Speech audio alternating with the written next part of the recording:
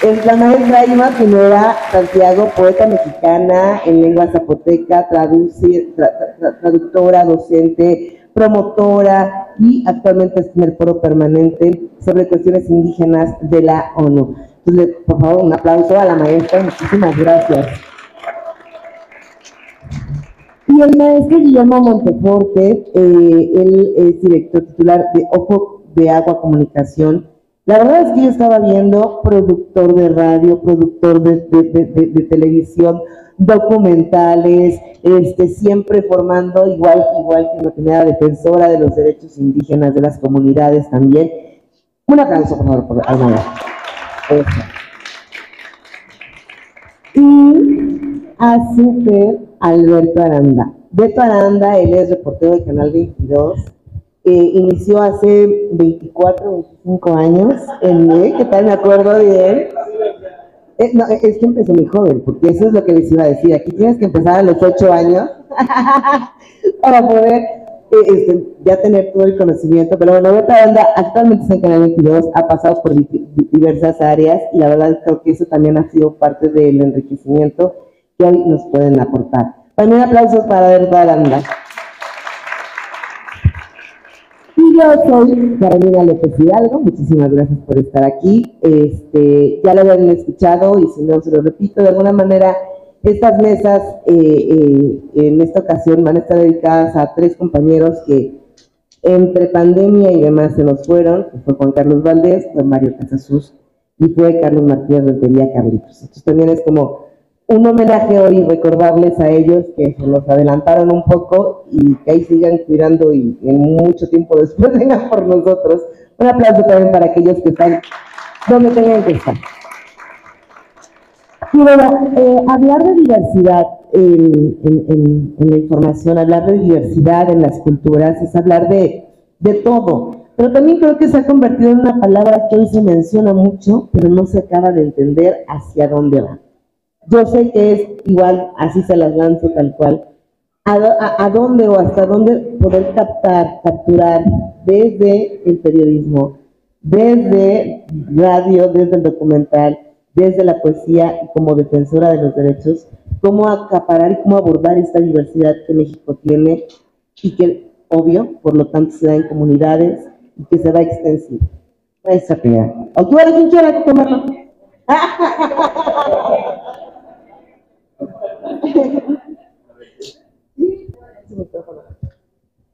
¿Cómo captarla? Pues primero creo yo que hay que entenderla, o sea, porque como ahorita hacía mención Chucho, no son dialectos, son lenguas, son idiomas. Entonces el que uno como comunicador, como periodista, tenga claro todos esos conceptos, sí cuesta trabajo. Son cosas que a lo mejor en las escuelas de comunicación y de periodismo no te las enseñan, entonces las tienes que ir aprendiendo poco a poco.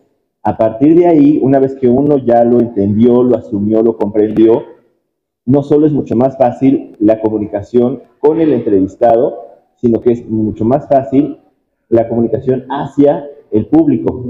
Entonces eso, para empezar, ahí tendría que ser. Y otra es no tenerle miedo quizás a decir, a decirles, no entendí, explícamelo, ¿no? Al entrevistado. O sea, por ejemplo, nosotros sabemos que hay 68 lenguas, pero hay muchas más variantes de una sola lengua.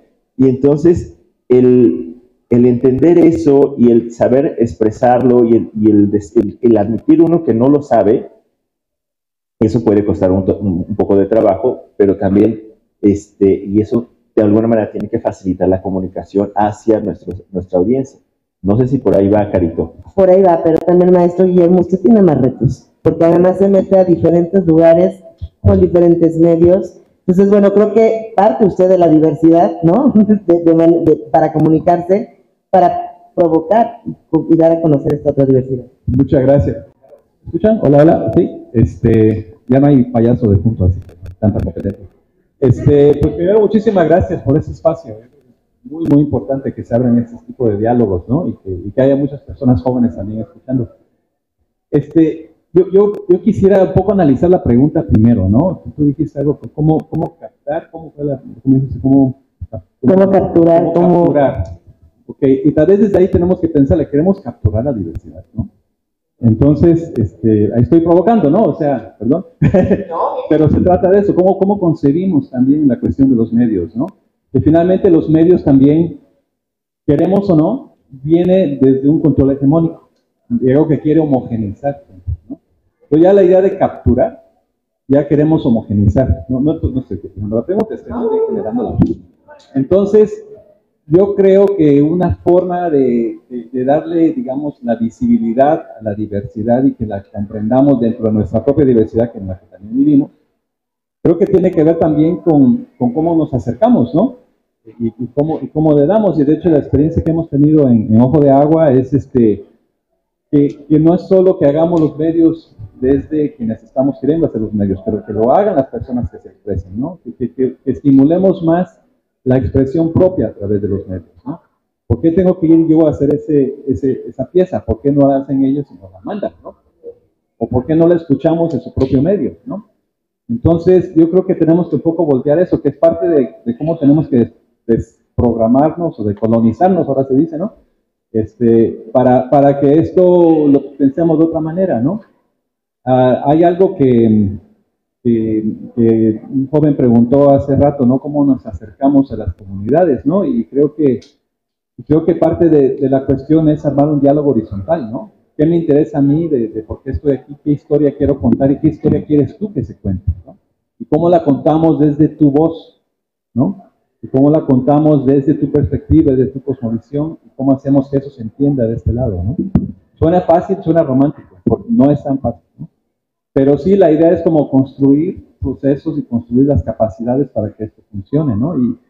Y creo que por ahí va, ¿no? Y es un trabajo de muchísimo tiempo, y finalmente quienes estamos consumiendo los medios también tenemos que reprogramarnos, ¿no? En cómo lo consumimos, ¿no?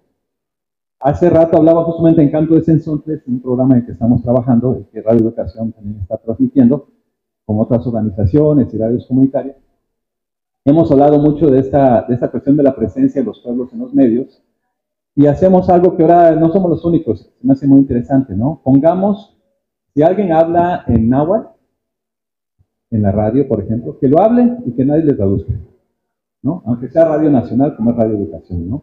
Y ha habido como discusión interna, oye, pero nadie va a entender, ¿cómo no?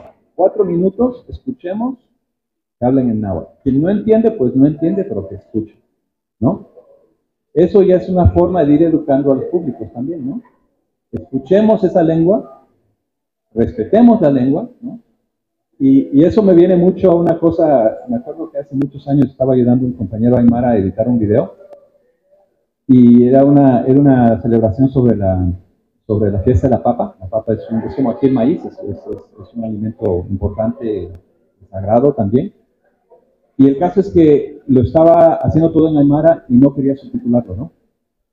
Y le pregunté, ¿por qué no quieres subtitularlo? Y la respuesta se me hizo fabulosa. Me dijo, ¿sabes cuántas películas me ha tocado ver que yo no entiendo porque están en español? Ahora que yo se aguanto, ¿no? Entonces, y sí, es como quiero educar al público, ¿no? Hay diversidad, pues hay cosas que yo no entiendo, pero escucho, ¿no? Entonces, lo dejo ahí ahorita, pero creo que por ahí va un poco la respuesta. Paso el micrófono. Gracias. Radio Shigirato, Riedush Kishel Atosaka, Michiña Turari Yanachi. ¿Qué tal? Buenas tardes. Agradezco su presencia, su compañía, agradezco este espacio. Y bueno, continuando un poco con esta idea pues, ¿qué hablamos cuando hablamos de diversidad en primer lugar, no? Yo creo que algo que es importante considerar es que en México, si bien, como ya mencionaba Alberto, se hablan o hay al menos 68 culturas, hablamos al menos 68 lenguas, cada una con sus variantes. Por ejemplo, la lengua que yo hablo es solo una de las variantes del Dichazá, ¿no? Del zapoteco, perdón, que es una gran familia y tiene 62 variantes. La mía es el Dichazá, pero hay quienes hablan Dichashó, quienes hablan Ditza, hay quienes hablan otras formas de nombrar esta misma lengua porque varía. Y justo en eso tenemos que pensar. Cuando hablamos de esta vinculación con los medios de comunicación, tenemos que pensar en la presencia de pueblos indígenas, de lenguas indígenas en medios de comunicación, pero no solamente como una entidad general y abstracta, ¿no? Los pueblos indígenas o las lenguas indígenas, sino justamente cómo podemos ir visibilizando dentro de esta gran diversidad que lo que nos está diciendo no es solamente que en este país hay muchas lenguas, ¿no? O muchas culturas, sino que además cada una de estas lenguas, de estas culturas, tiene sus particularidades. Por eso hablamos de diversidad y no hablamos solamente de multiculturalidad, por ejemplo, ¿no? Porque justo este término, esta categoría diversidad, a lo que busca apelar es a presentarnos también estas múltiples culturas que son a su vez formas diferentes de ver el mundo, y tenemos que pensar en ello, en estas diversas ópticas, en estas diversas posibilidades de ser, estar, mirar el mundo. Entonces tenemos que también hacer que sea visible cada una de estas lenguas, cada una de estas culturas, con su propio nombre, con sus propias particularidades, ¿no? ¿Y cómo le hacemos? Creo que ese es el gran reto, ¿no? Cuando hablamos de los retos de la diversidad, creo que uno de los grandes retos es también dejar de hablar y nombrar solamente en lo general y en lo abstracto, sino cómo podemos puntualizar sobre cada cultura, sobre cada lengua en particular y presentar su riqueza propia. Y en la presencia de estas mismas en los medios, la verdad es que es bastante joven, ¿no? Yo recuerdo que creo que Radio Educación fue de los primeros espacios a nivel nacional que nos empezó a abrir las puertas, y estoy hablando de hace unos 25 años apenas, ¿no? Aquí está el director que ya andaba por ahí en esas épocas haciendo... Era muy joven, era niño en esa época.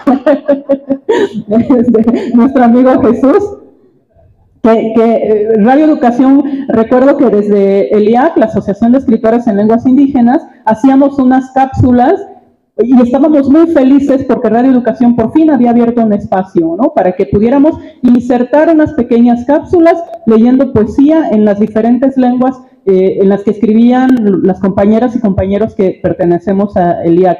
Y fue una maravilla, ¿no? En Canal 22, por ejemplo, donde está Beto, pues creo que apenas hace como 15 años empezamos a notar esta presencia de las lenguas y culturas indígenas. Es decir, que esta presencia es muy joven, aunque la diversidad cultural de nuestro país pues es antiquísima, ¿no? Y no hablamos de 500 años, hablamos de muchos siglos atrás todavía, porque siempre hemos sido un país donde han convivido y coexistido diferentes lenguas y culturas. Y claro, desde hace 500 años llegó una lengua que se hizo la lengua dominante, que es el español, y acaparó los medios de comunicación también. Y esto se vincula a lo que venía diciendo Guillermo, en el sentido de que claro que no hay inocencia también en los medios de comunicación, esto hay que tenerlo claro, ¿no? Los medios de comunicación, ya lo decía por ahí Althusser, seguramente hay muchos estudiantes que seguramente habrán escuchado y leído Althusser, que nos los presenta como aparatos ideológicos de Estado, ¿no? Es decir, hay una función clara de los medios de comunicación, hay un interés de pues, homogeneizar un pensamiento y una forma de ver el mundo. Y esto fue usado para insertar esto que se quiso construir en algún momento como un nacionalismo basado en una sola lengua y una sola cultura, borrando precisamente la riqueza de la diversidad cultural que tenemos en este país, ¿no? Entonces, ¿qué nos toca ahora? Y yo creo que es parte de lo que sigue y parte de los retos, pues seguir abriendo estos espacios, ¿no? Qué bueno que ahora tenemos grandes aliados en los medios de comunicación y además hablamos de medios de comunicación del Estado, ¿no? El sistema de radios del INPI, que antes fue CDI, antes fue INI, Radio Educación, que depende de Secretaría de Cultura, así como Canal 22, pero también tenemos que pensar en estas otras formas de hacer comunicación, como lo hace un grupo como Ojo de Agua Comunicación, que me consta el trabajo que han hecho en diferentes comunidades, no solamente generando procesos comunicativos, sino, ojo, algo muy importante para nosotros como pueblos indígenas, que es la formación de nuevos comunicadores.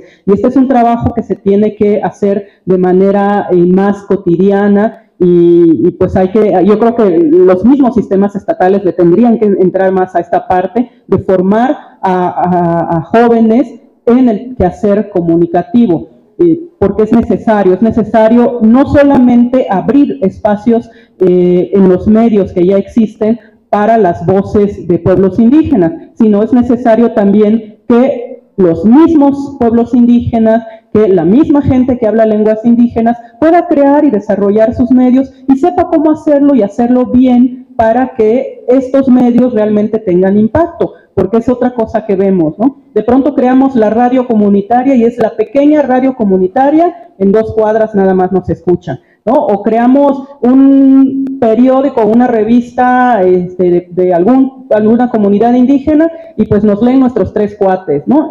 No hay que quedarnos en eso, sino hay que buscar cómo hacer que los medios realmente trasciendan y puedan impactar, porque yo siempre comparto algo, ¿no? Entre nosotros, ahora sí que entre la indiada ya nos conocemos, ya sabemos cuáles son nuestras necesidades y preocupaciones, pero lo que necesitamos es que se impacte del otro lado, porque a quien tenemos que sensibilizar sobre la existencia de la diversidad cultural es del otro lado, los no indígenas, a quienes tenemos que recordarle que seguimos existiendo gente de origen indígena, gente que habla lenguas indígenas, es a los que no son indígenas. ¿Por qué? Porque un gran mal de este país es el racismo y la discriminación. Y el combate al racismo y la discriminación sí lo podemos hacer desde los medios de comunicación, pero nuestro público no solamente tiene que ser el público indígena, sino los no indígenas, que son los que principalmente ejercen estos males sobre nosotros, ¿no? Bueno, hasta aquí lo dejo y ahorita continuamos. Wow.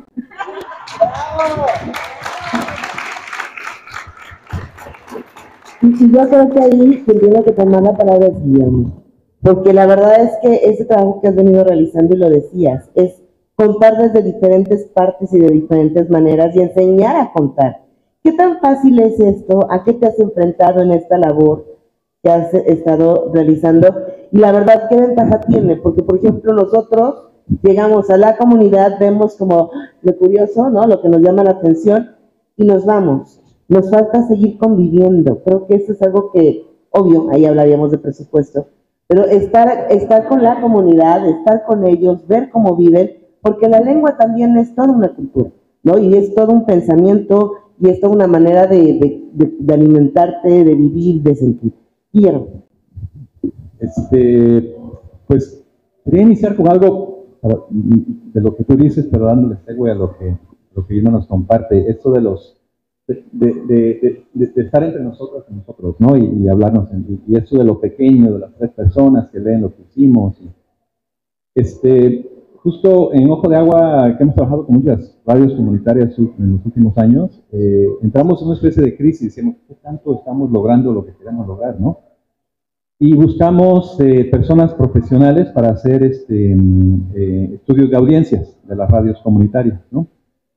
Y lo seguimos haciendo, de hecho. Y bueno, yo no sabía que era tan complicado eso, pero nos enseñaron toda la metodología, qué tipo de preguntas hay que hacer al público. El muestreo es una fórmula complicadísima para saber si queremos certeza del 10% al 90%, tenemos que ampliar así, en fin, ¿no? Entonces, pero para hacer una larga historia corta, nos asombramos cómo la gente sí escucha las radios comunitarias y sí les hace caso, ¿no? En casi todos los lugares donde hicimos los estudios de audiencias, resulta que las radios comunitarias son las que más se escuchan. Se escuchan más que las comerciales, se escuchan más que las del INPI, perdón.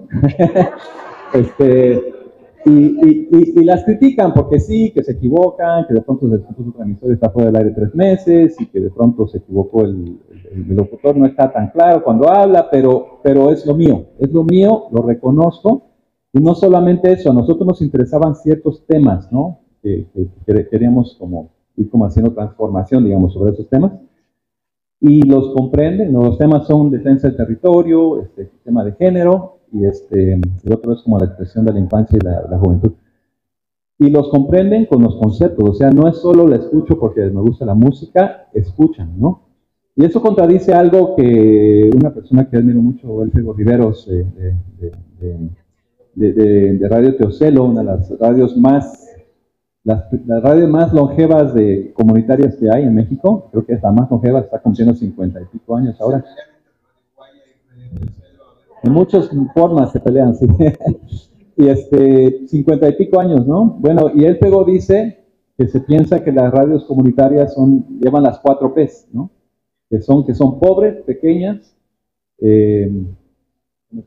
pobres, pequeñas, pocas y perseguidas, ¿no?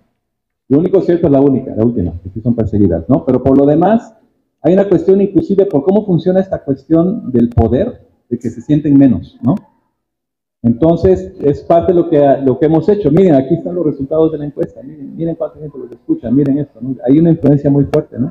Entonces, ahí vamos con esta cosa de la construcción de los medios, ¿no? Y bueno, aquí si pensamos en esto de cómo hacerlo, yo creo que sí tiene que haber una relación como horizontal, que es algo que no nos enseñan en las escuelas de comunicación, ¿no? Yo llego, yo tengo la cámara, yo aquí decido, tú te pones aquí, tú dices tal cosa, y no digas tal otra, y te pones tu huipil bonito, por favor, ¿no? Y lo hablas bonito en tu lengua, ¿no?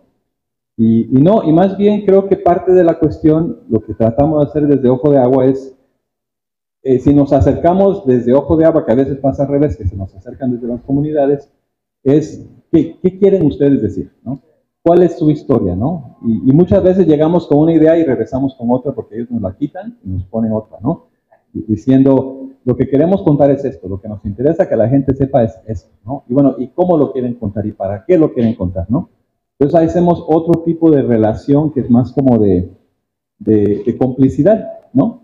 Al final, de cómo no nada más llevo mi historia y es mía, ¿no? Más bien es tu historia, y yo soy el que comunica y la hago conocer, ¿no? Ahora sí está el reto de cómo hacemos que eso se pueda dar a conocer en un espacio de medios masivos con los públicos que están orientados a cierto tipo de cómo percibir las realidades, ¿no? Entonces ahí está la cuestión de cómo cambiar los públicos. Entonces sí hay un reto ahí es como un diálogo, ¿no? Está bien lo que estás diciendo, pero no podemos echarnos una hora en esto, tiene que durar menos tiempo, porque si no la radio no lo pasa, ¿no?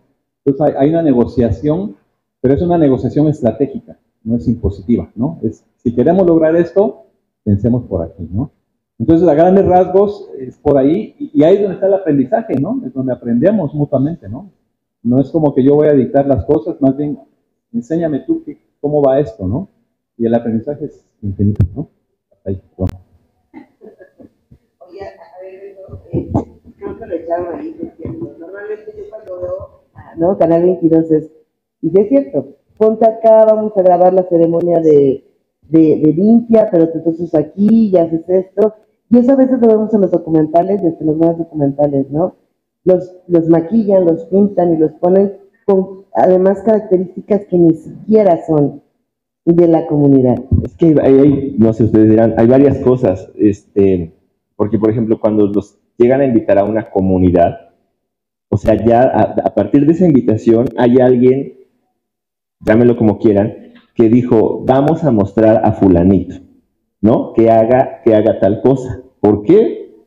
Yo esperaría, en los mejores términos, que es porque él es el que tiene el conocimiento de toda esta comunidad, pero muchas veces es, pues porque es mi cuate, porque él luce bien, porque es el compadre del municipio, yo qué sé, ¿no? Y entonces se convierte en un show, se convierte en una cosa folclórica.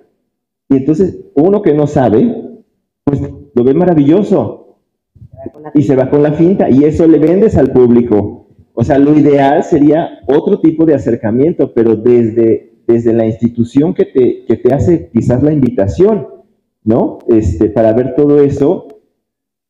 Y justamente lo que estaban platicando también me estaba resonando mucho en el aspecto de cómo lo comunicas y hacia quién lo comunicas, ¿no? O sea, en el caso, no sé las redes comunitarias, pero en el caso de Canal 22 tenemos que pensar en un público muy, muy diverso. Si bien sabemos que en el noticiario pasa de 1 hora, en particular de 8 a 9, aunque sea comercial, pero nuestro público es muy diverso, es desde los adolescentes hasta gente mayor.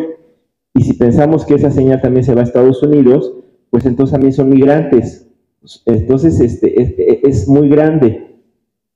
Pero el reto se vuelve más complejo cuando piensas en que los jóvenes, la gran mayoría de los jóvenes, no ven televisión. Se están informando a través de TikTok y se están informando a través de Twitter e Instagram. Pero fíjate que Instagram está bajando, o sea, en las nuevas estadísticas que están, Facebook, exactamente, Facebook es de viejos, Instagram ya se está perdiendo, y ahorita lo que está en el auge es TikTok. Y hay unos tiktokeros, o sea, TikTok no solamente es para bailar y hacer chistes, TikTok también es para informarse. Yo he visto unas cosas de derechos de mujeres que en 30 segundos te informan qué es el feminismo. Y lo mismo está ocurriendo con algunas personas que no son comunicadores en el estricto sentido de la palabra, de que fueron a una escuela y les enseñaron todas estas teorías de comunicación, pero sí son de las comunidades. Y entonces sí te explican cuál es su vestimenta, por qué la vestimenta, qué es lo que comen, qué es lo que piensan, y eso es maravilloso, porque entonces ya no necesitan un título que les diga, ustedes saben de tal o cual teoría de McLuhan y no sé qué, sino que tienen ese carisma y esas ganas de comunicar, y esas ganas de decir qué son sus comunidades y qué pasa en sus comunidades. La tecnología también los está ayudando. Ustedes han de saber lo que está haciendo Gusanos de la Memoria, ¿no? Ayer Camila hablaba le preguntaba si estaba de acuerdo o no en los PDFs, en los archivos libres. Bueno, pues Gusanos de la Memoria publica libros bilingües con un diseño y los pone en PDF para que los descargue quien quiera. ¿Por qué? Pues porque no hay editoriales grandes que se atrevan a distribuir todos estos textos. Él ahorita trae 2 libros bajo el brazo, hace 8 días lo presentaste uno en la Ciudad de México, traducido al inglés, que está bien bonito, y mañana presenta otro, vengan a verla. Pero ¿dónde está Planeta? ¿Dónde está Random House? ¿Dónde están todos estos Anagrama? ¿Dónde están todos estos sellos que tienen un gran complejo, un gran equipo de difusión, y que te digan, oye, aquí está tu libro, en náhuatl, en tzoltzil, traducido al español, con un diseño bien bonito, y va a tener una distribución nacional? No, yo no los veo. O sea, hay muy pocos ejemplos de eso, y Gusanos de la Memoria lo está haciendo, y al grado de que, por ejemplo, sus libros están con Sarah Pod en la Universidad de California, porque Sarah Pod está dando clases de lenguas allá, ¿no? Entonces, a los japoneses, a los italianos, a los españoles, a los propios mexicanos que llegaron allá de niños y que están perdiendo su lengua, porque tienen raíces de alguna comunidad, entonces les está enseñando toda esa poesía y toda esa literatura. Es mucho más fácil que descarguen un PDF en Estados Unidos a que les manden 10, 20 libros, por los costos simplemente. Entonces, vamos, la tecnología nos está demostrando que se pueden comunicar, que no necesitan quizás de los grandes medios tradicionales para hacer llegar el mensaje, y eso me parece maravilloso y muy, muy respetable de lo que están haciendo con sus propios esfuerzos. Hemos visto también, por ejemplo, cómics en internet para enseñar las lenguas. O sea, vamos, ya no tiene que pasar por ese medio de comunicación para llegar a ese gran medio, ¿no? Y todas las plataformas se pueden usar. Quizás no van a tener los millones de vistas en TikTok que alguien que está haciendo un chiste. Famoso. Famoso. Pero como ahorita nos decía este ilustrador colombiano, ¿no? O sea, si yo llego a un lector y le siembro la semilla de que lea a través de mis libros, ya con eso gané, ¿no? Quizás estos chicos que están haciendo TikToks desde sus comunidades, le puedan despertar la curiosidad a alguien, o le puedan despertar la curiosidad a alguien que dijo, ay, pues sí, mi abuelita hablaba tal lengua, pero nunca me la enseñó porque me iban a discriminar, me iban a no sé qué, y entonces, pero así hablaba, ¿no? Ahorita nos enfocamos mucho en las lenguas, pero por ejemplo, a mí me ha gustado mucho el trabajo que han hecho los músicos jóvenes, el rap en zapoteco, en mixteco, en seri, en maya, y eso ha acercado mucho a los chavos. Creo que también hay otras cosas más que tenemos que ir cerrando un poco por el tiempo, pero me gustaría un poco que resumiéramos los retos y cuáles serían como estos acercamientos, siguiendo un poco a la pregunta que habías hecho. Si tienes otra pregunta, adelante. cómo ir trabajando en estas partes, en estas diversidades, desde cada una de las trincheras, porque bueno, tú tienes un reto enorme, y la cosa que yo también he visto es, y lo mencionaba Janet, estamos viendo cómo nada más llegan y nos vestimos con el huipil ya, ¿no? Y vamos a ver la diversidad y todo muy bonito, y repetimos el mismo discurso, bueno, escuchamos que repiten los mismos discursos, pero no salen de ahí, o sea, no se está mostrando también ese orgullo de las comunidades, ¿no? Yo todavía me he topado con gente que no quiere hablar en el idioma materno, y no, habla tú, y me da pena, o sea, falta como, hoy empoderar a todos ellos para poder mostrar la riqueza. Y bueno, esos fueron de los indígenas, pero creo que los afrodescendientes tienen todavía otro trecho más largo, pero bueno, ya les dije, retos acá. Irma. Ahí está. Bueno, yo quisiera invitar a la gente joven, porque veo que aquí hay muchas chicas, chicos, que precisamente, no sé qué están estudiando, pero creo que desde lo que están estudiando, desde la profesión que van a ejercer, me parece que pueden aportar mucho, porque una cosa que es esencial y que nos va a ayudar con varios de los temas es el combate a la discriminación. Creo que eso es esencial. Si logramos ir echando para atrás la discriminación, vamos a poder devolver el orgullo a la gente joven que habla o que tuvo familia que habla una lengua, por recuperar esta esencia de su cultura. Si logramos empujar a la discriminación, vamos a tener más gente orgullosa de vestir sus huipiles, su ropa. Si empujamos a la discriminación, vamos a tener una presencia más importante de los pueblos indígenas, de las lenguas indígenas y toda la diversidad cultural que hay en este país. Entonces, pues más bien la invitación es para que sea para ustedes este reto, que desde su profesión ustedes piensen qué pueden hacer para contribuir con hacer más visible y más fuerte la presencia de la diversidad cultural en este país. Gracias.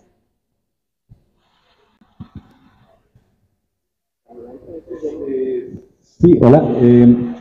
Yo quisiera nada más dejar alguna cosa para que la vayamos pensando. No pensemos en diversidad de los pueblos solo por la lengua que se habla o que no se habla. ¿Sí? Yo siento que en muchos casos muchas personas dicen, no tengo derecho a mi cultura porque no hablo la lengua, ¿no? Entonces, también a veces funciona en su contra, ¿no? Y a mí, yo felicito mucho al INEC cuando empezaron a hacer un censo, no solamente a las personas hablantes de lenguas indígenas, pero también a las personas que se autoadscriben a un pueblo, ¿no? Y ahí nos salieron unas cifras muy interesantes, ¿no? Que, por ejemplo, en Oaxaca, 68-64% de la población oaxaqueña, del estado de Oaxaca, se autoadscribe a un pueblo indígena, ¿sí? Entonces, ¿estamos hablando de minorías? Pues no. O sea, entonces también eso de pequeñas, pobres y pues no, o sea, aquí hay una cosa que es que somos muchísimas y vamos a hacer más, y entonces por ahí creo que hay que tomar la actitud, ¿no? Y eso también anima a aprender. Si sí soy parte de, entonces se habla mucho aquí de eso, no quiero aprender mi lengua. Jesús mismo decía, mi abuela decía tal cosa y ahora yo quiero aprender más, pues darle por ahí también a la lengua, pero la lengua como un símbolo de identidad, pero que no sea la única, ¿no? Y que por ahí creo que la lucha puede ser más fuerte. Eso, gracias. Yo nada más retomaría lo que dicen, y efectivamente sí, hay que decirle no a la discriminación, no al racismo. Tuvimos una experiencia muy bonita por este trabajo. Tuvimos que ir a Sudáfrica, y en Sudáfrica la gente habla sus lenguas, sus idiomas, abiertamente. O sea, y son varias lenguas, no recuerdo ahorita cuántas son, pero lo oyes desde el que está en el hotel, el que está en la recepción, el oficinista, lo hablan entre ellos, y entre ellos se reconocen así. Y obviamente hablan el inglés, ¿no? Pero no tienen esta concepción de nosotros de decir, es que si hablo mi lengua, me voy a ver mal, voy a ser menos. Tienen un orgullo que de veras, yo cuando pudimos ir, fue así de, ¿cómo llegaron a esta concepción? ¿Cómo se quitaron el estereotipo y pudieron ser otra sociedad? No digo que no tengan problemas, pero ahí sí lo lograron, y esta cuestión de la intolerancia sí es muy fuerte, sí la tienen muy arraigada. Ojalá y en algún momento lo pudiéramos hacer, porque la intolerancia hacia el otro o la aceptación hacia el otro es muy grande en México. También, ahorita estamos hablando de pueblos, comunidades indígenas, pero por ejemplo, ¿qué pasa? También se nos decía ahorita, los migrantes siempre van a ser migrantes cuando llegan a otra sociedad, ¿no? Y yo lo veo con los judíos. A veces tengo una amiga que se llama Hadasha Tirosh. Su familia es judía, es migrante, obviamente, pero ella ya es mexicana, y ella hace unos meses se pudo ir a Israel y se trajo unas vestimentas tradicionales de Israel y que le cubren todo el rostro y el cabello, y se le ocurrió, ella vive en Polanco, en la Ciudad de México, y se le ocurrió ir a comprar su súper, como siempre, y entonces, nada más porque le ganó las naranjas en el súper a otra señora, la otra señora tuvo no sé cómo llamarle, de decirle a ella, regrésate a tu país, ¿no? Siendo ella mexicana, y esta señora partió de su racismo nada más por su vestimenta. Entonces, ¿por qué? O sea, eso nos habla de que los mexicanos discriminamos desde la vestimenta, desde cómo te veo, desde si usas un huipil o no lo usas, desde si usas un zapato tal o no lo usas. ¿Qué nos está pasando? ¿No? Y ella se sorprendía mucho eso, y ella lo único que le pudo decir es, yo soy mexicana, yo nací en Veracruz. O sea, ¿no? ¿Qué me está diciendo? Que este es mi país. Entonces, sí hay que reflexionar todas estas cosas, porque no solo, o sea, la discriminación, la falta de reconocimiento y aceptación del otro y hacia el otro se da en muchos niveles, y creo que empieza con nosotros. Antes que nada, nuevamente, buenos días a todos aquí presentes. Muchas gracias por acompañarnos, por brindarnos esta plática. Hubo una parte de la plática que me llamó mucho la atención, cuando dicen que el mexicano discrimina incluso la vestimenta. Recuerdo una vez que yo iba usando ropa típica, digo, sí se me ve la cara que soy indígena oaxaqueño, y a mucha honra, muy orgulloso de serlo. Sin embargo, llega una persona, un conocido mío, y me dice, oye, ¿a qué fiesta vas? ¿O vas a algún evento? ¿Qué onda? ¿O qué? Me quedé así como de, no, pues así soy, así me he visto. Quiero usar esta ropa, porque es parte de mi cultura, es parte de lo que soy. Y es en este punto que viene a mi memoria una parte de un poema de León Felipe, que dice, la historia es la misma siempre, que va de una tierra a otra tierra, como viajan estas tormentas de esquío de esta a aquella comarca. ¿Cómo cambiamos la historia? A lo largo de todo el tiempo mencionaba algo muy importante, escuchamos los mismos discursos y decimos, hace años que venimos diciendo, hay que darle voz a las comunidades indígenas, hay que impulsar la lengua indígena, pero esta es la hora donde desgraciadamente en un evento tan importante como este, veo un auditorio tan pequeño. Lleno, sí, pero es un auditorio muy pequeño. ¿Cómo cambiamos la historia? También otra frase de León Felipe es, yo le presto mi garganta, hablando de otro poema. ¿Cómo hacemos que ya no tengamos que ser nosotros los que, gracias a Dios, tenemos la oportunidad de estar aquí, los que presten la voz, sino poder hacer que la historia cambie, modificar estas circunstancias? Gracias.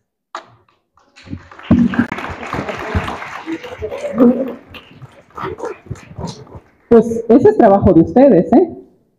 De verdad, ese es un trabajo que les toca a ustedes, a su generación. Yo mencionaba hace rato que hace 25 años se lograron abrir espacios en Radio Educación, hace 15 años en Canal 22, hace ¿cuánto tiempo lleva Ojo de Agua trabajando, no? 24 años que Ojo de Agua está formando jóvenes comunicadores en las comunidades. Yo llevo más de 20 años publicando también y tratando de hacer mi talacha con la palabra. Entonces, a lo que me refiero es que nosotros, esta generación, ya hicimos lo que nos toca hacer y seguiremos caminando. ¿Ustedes qué están haciendo? Ustedes pregúntense qué pueden hacer, ¿no?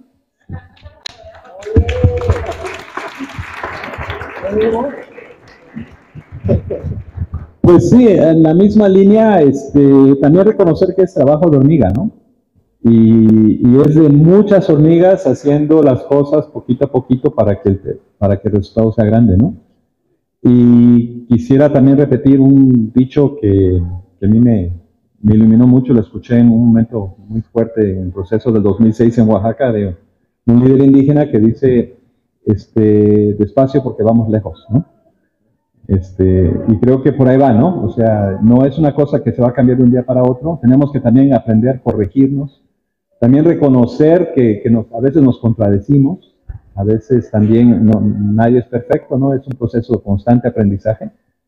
Y creo que sí, como dice Irma, pues también de pronto ustedes como jóvenes no nada más tienen que preguntarse qué, pero cuestionarnos también, ¿no? Y cómo lo van a hacer diferente ustedes para que esto vaya más rápido, ¿no? Porque también es despacio que vamos lejos, pero también apúrate porque ahí vienen las transnacionales, ¿no? Entonces son las dos cosas, pero sí hay que hacerlo desde abajo, eso sí, no hay que hacerlo nada más por encimita que parezca que se resolvió, ¿no? Y eso sí cuesta. Ahora, también vemos, perdón, estoy quitando mucho tiempo, yo pienso en comunidades como Santa María Tlavitoltepec, ¿no? Donde vemos jóvenes que sí se ponen la vestimenta, que sí hablan la lengua y no tienen ningún problema, ¿no? San Miguel Chinacapan es otro lugar en el nororiental de Puebla.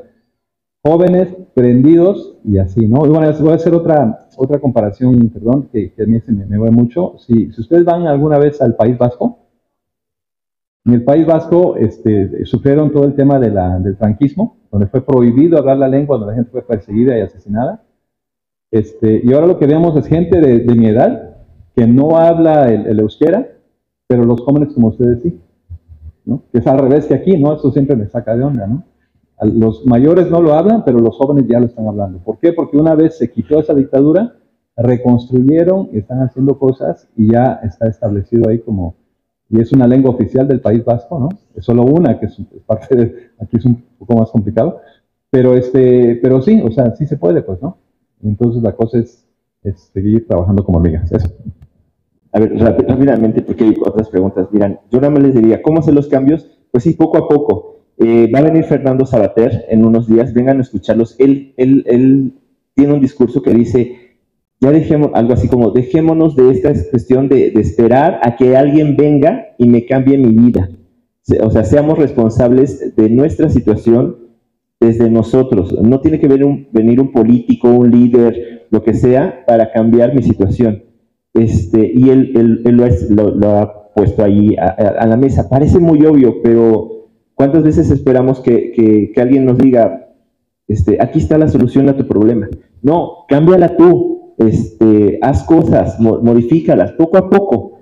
Esa es una. Y dos, tengamos memoria, por favor. O sea, ¿cuántas veces nuevamente viene alguien y nos dice, yo te prometo que en 6 años te voy a cambiar la vida? Y no nos la cambia.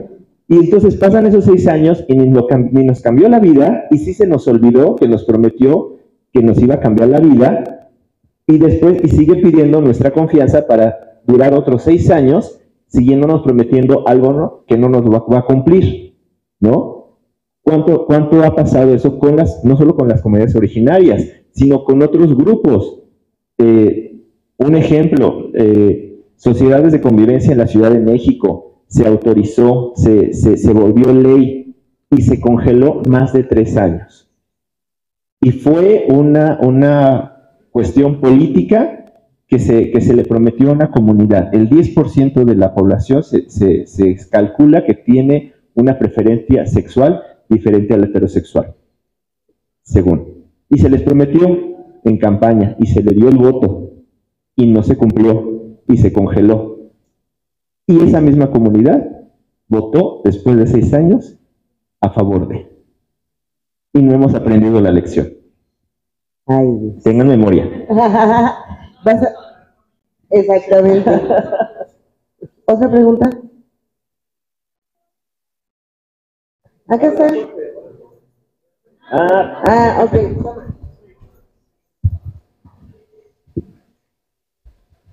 Hola, ¿qué tal? Bueno, nosotros somos estudiantes de La Salle, en comunicación, y yo tengo una pregunta con la cuestión, ahorita vemos todos los ámbitos en que las comunidades están muy cerradas en el aspecto de que no quieren que otras personas aprendan su lengua. Me ha tocado, les voy a contar una experiencia.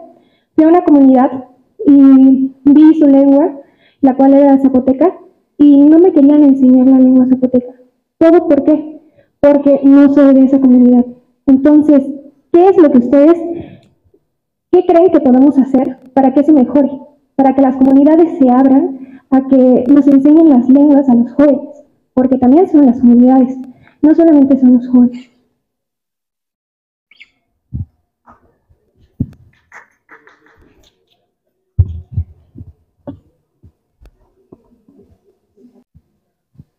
Bueno, yo más bien digo, es una percepción personal. Creo que tiene que ver también con toda esta violencia que ha habido hacia las comunidades en cuanto a los procesos de extractivismo, ¿no? Que llega gente, llegan antropólogos, llegan empresarios disfrazados, llegan empresas disfrazadas, y lo que han hecho es un extractivismo de los conocimientos de estas comunidades, de sus saberes, de su lengua, de su, bueno, ya no digamos de los textiles, que es lo más conocido, que ha habido un plagio, ¿no? Entonces, digo, no sé exactamente a cuál comunidad llegaste, pero seguramente es una comunidad que ya está harta de este proceso extractivista y ya no quiere abrirse, ¿no? No es en todos los casos, tampoco hay que generalizar. Actualmente hay muchas comunidades que están compartiendo varias cosas que saben, y también en línea hay ahora gente dando cursos y talleres de lenguas diversas, ¿no? Por ejemplo, el dichazá que se habla en mi comunidad, el zapoteco de mi comunidad, hay varias gente, y no improvisada, son gente egresada de la UAPJO, de la carrera de lenguas, que ahora está dando clases de enseñanza del zapoteco vía virtual. Desde que empezó la pandemia lo empezaron a trabajar así. Asimismo, he visto que hay otros compañeros y compañeras de lenguas como el ñañú, el mazahua, el náhuatl, que están dando varias clases en línea, ahora que es lo que se está usando. Entonces, si te interesa alguna de estas lenguas, yo creo que puedes buscar en línea alguna propuesta de quien esté dando clases para sumarte a estas clases, ¿no? Y entender también que no es una cerrazón porque sí, no es una mala onda de las comunidades, sino entender que a veces hay comunidades que han sido más violentadas que otras, ¿no? Y que por eso tienen que buscar los mecanismos para protegerse, y quizá una de estas formas que decidió esta comunidad a donde tú fuiste es decir, pues ya no vamos a permitir que llegue más gente de fuera, o que gente que no tenga un vínculo con nosotros, ¿no? Entonces es también entender esta parte. Gracias. Pues muchas gracias. Ya terminamos. Muchísimas gracias por acompañarnos, por estar. Muchísimas gracias, maestra Irma. Gracias, maestro Irma. Gracias, maestro Alberto. Y muchas gracias a ustedes. La verdad, los invitamos el día de mañana, el lunes. Ay, disculpen ustedes. El lunes continúa este encuentro, igual con esta de seguir reflexionando en torno, pues, a todo. Porque finalmente ese es un problema, y siempre lo ha dicho otro compañero, es la definición de cultura. Cultura es muy amplio y es todo. Entonces los invitamos, muchísimas gracias, un aplauso a nuestros ponentes.